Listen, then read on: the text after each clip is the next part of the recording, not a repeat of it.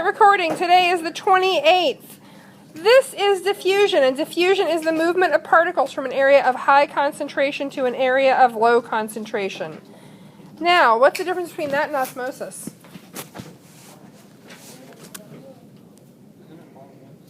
No. Two differences. One, osmosis refers to a very specific material. What is that material? Water. Two, osmosis refers to movement not just in something, but through something. Like a membrane? Yeah, a membrane. Remember we had our little fish cells, or we had Ziploc baggies.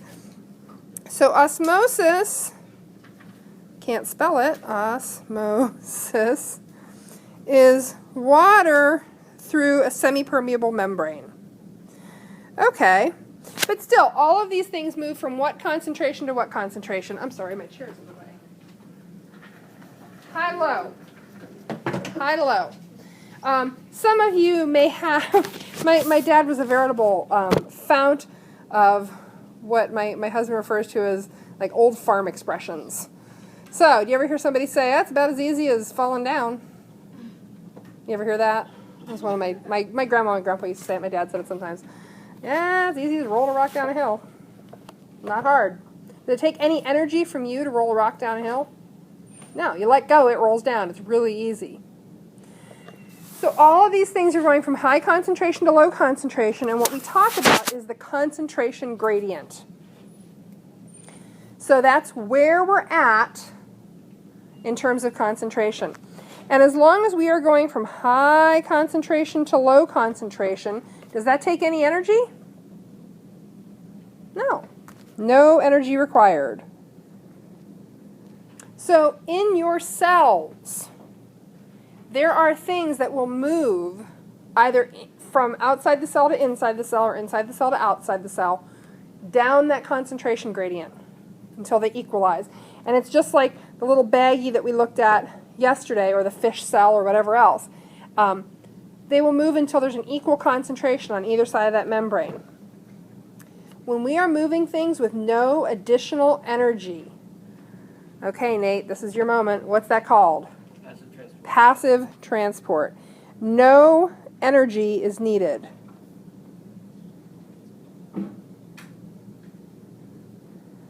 Okay, that is passive transport. Your cells do this all the time. They do it with some small molecules. They do it with a few molecules that are a little bit bigger. So we said that, air could pass in and out of that balloon skin, right? We don't need a hole in the balloon to let air slowly leak out. But if we had put sugar in the balloon and we wanted to get that out, would we need to tear holes in the balloon skin? Yeah. We would need to either open up the mouth of the balloon or tear holes in it because the molecules are too big to fit through the little pores in the balloon. We have a lot of passive transport that goes right through the membrane. There are some that are little special doors that are sort of specially shaped for particular molecules that allow things to travel in and out of the cell, but they're still traveling down the concentration gradient. It's still passive. It doesn't take any energy from them. You should be writing this down. Okay, so some things go straight through the cell membrane, some things go through special little doors in the cell membrane, but these are all things that don't need energy because they're going down the concentration gradient. It's as easy as rolling a rock down a hill. Who here has ever seen an air compressor?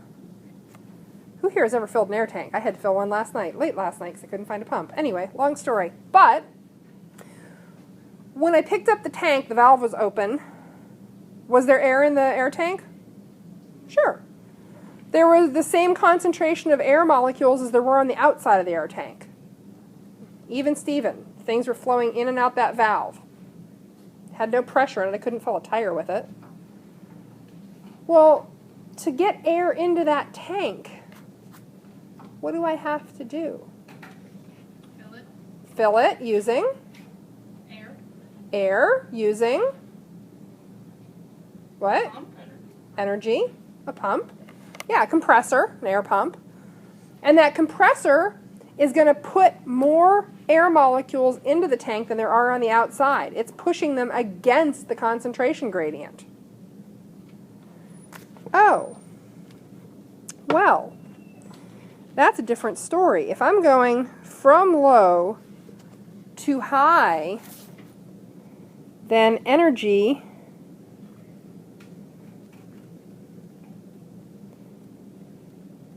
is needed. Pushing a rock up a hill requires energy. You know what this is called? Okay, Nate.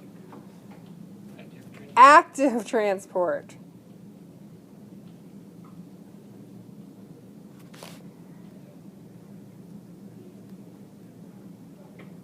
Okay, and active transport requires some kind of energy from the cell. It doesn't happen on its own. Just like that air tank is not going to fill itself. I'm going to have to turn on the compressor. The compressor has to be plugged into a source of electricity because it's hard work to fill that up. Now, once that tank is full and I close the valve, it's got a higher concentration of air molecules than the air outside. If I just open the valve and let it sit there, what's going to happen? It's all going to leak out. I'm going to have an empty tank in 10 minutes. Does it take any energy to empty that tank? No, because it's flowing from an area of high concentration to an area of low concentration. If I had somehow vacuum sucked all the air molecules out of that tank and it had a lower concentration than the air around it and I opened the valve, what would happen? Air would flow into it. Wouldn't take any energy from me. So when particles are going from an area of high concentration to low concentration, no energy is needed. That's passive transport.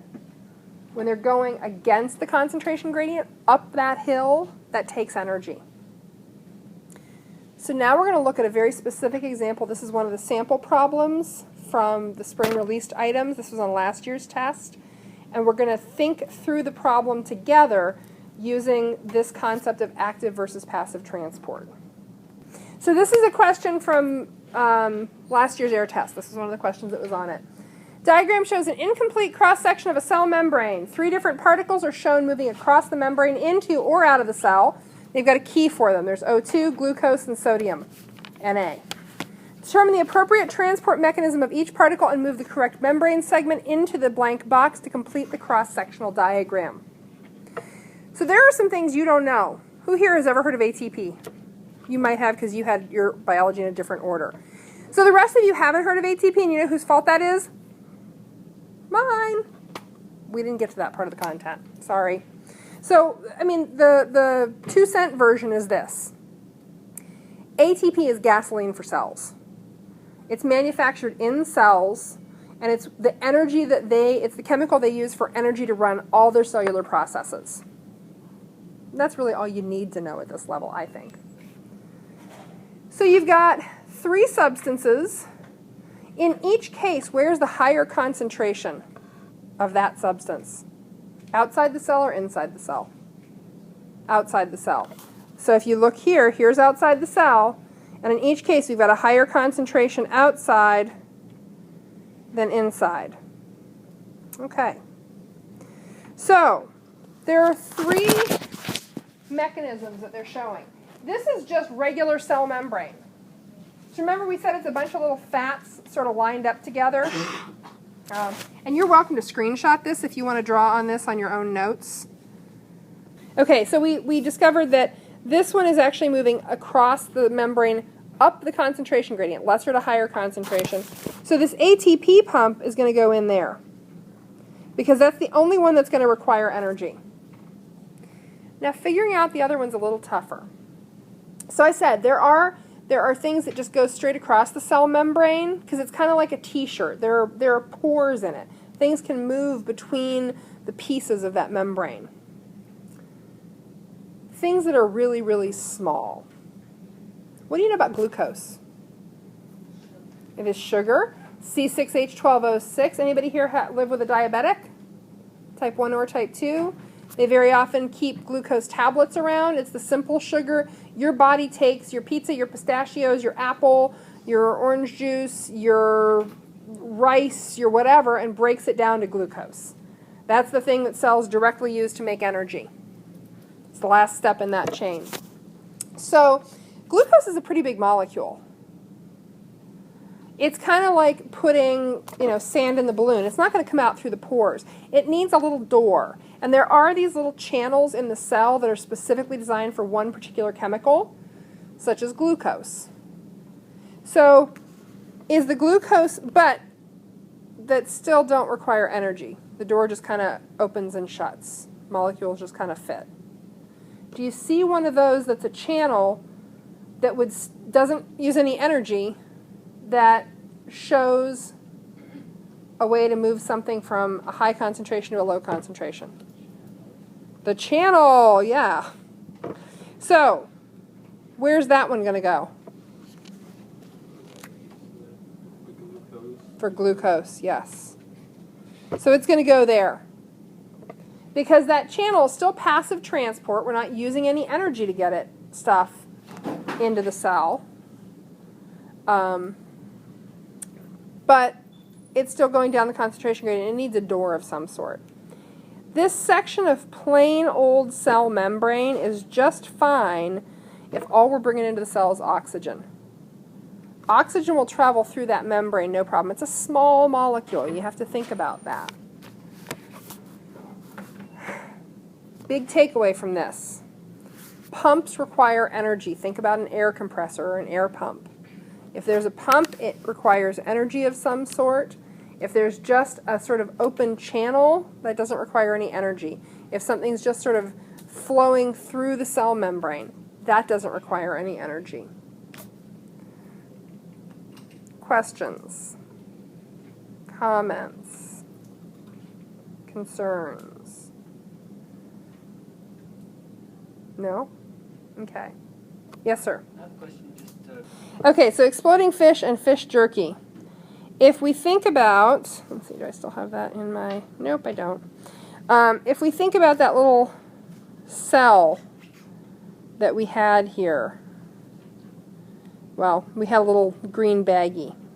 One of the questions that has appeared on the tests in the past shows a red blood cell in a solution, and they show a concentration of particles, and they're going to ask you, will the red blood cell shrink, swell, or stay the same?